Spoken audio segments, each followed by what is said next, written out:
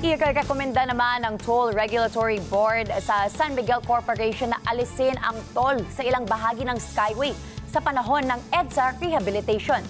Ayon sa Department of Transportation, magsisimula ang pagsasaayos sa June habang naghahanda ang pamahalaan ng mga hakbang para mabawasan ang traffic congestion.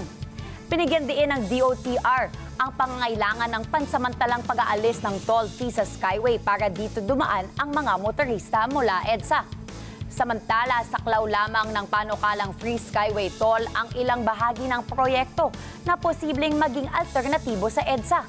Maaari namang gamitin ng mga motorista ang Skyway mula Buendia sa Makati hanggang Quezon Avenue sa Quezon City at vice versa nang hindi na kailangan dumaan sa EDSA. Magsisimula ang unang bahagi ng repair work sa Rojas Boulevard at magtatapos sa Guadalupe, Makati.